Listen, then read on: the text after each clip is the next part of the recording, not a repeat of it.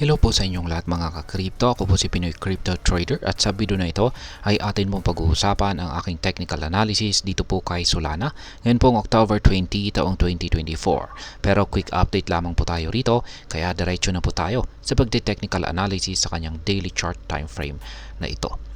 At ayan, nitong pang huling October 2, 2024 yung aking previous technical or mga projections dito kay Solana. At yan na nga, yung naging paggalaw ni Solana ay nag-consolidate po siya dito sa pagitan ng resistance natin, dating resistance line natin dito sa 148 at saka support zone dito sa ibaba. Pero nitong nakalipas po na October 14 ay nagawa po niyang basagin ito at yan, umangat po siya.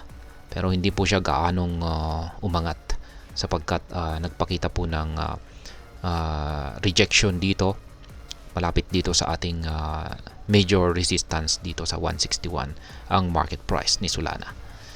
At ngayon ay ang aking analysis po rito ay mukhang patuloy po na posible pong makaranas ng consolidation itong si Solana dito sa ilalim ng ating major resistance line dito sa 161.91. At ang dahilan po dyan ay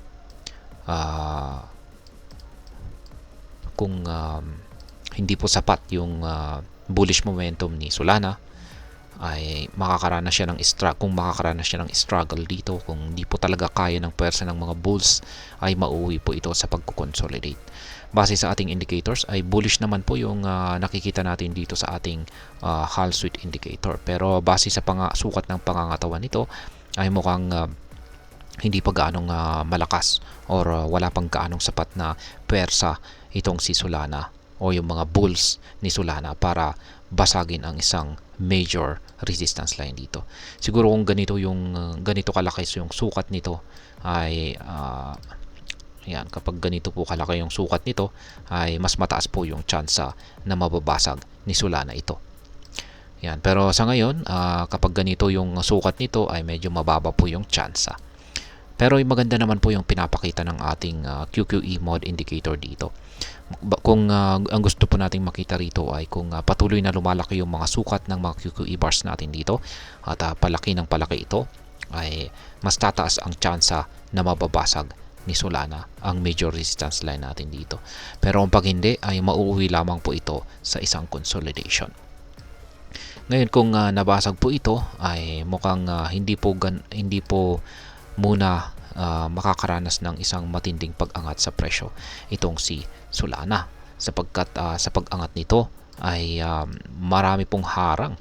May harang po tayo rito, isa na naman pong major resistance dito po sa presyong 169. Ayan, maliban po dyan ay meron po tayong upper portion ng pattern dito. Yan, isang napakalaking pattern yung meron tayo dito. Yan.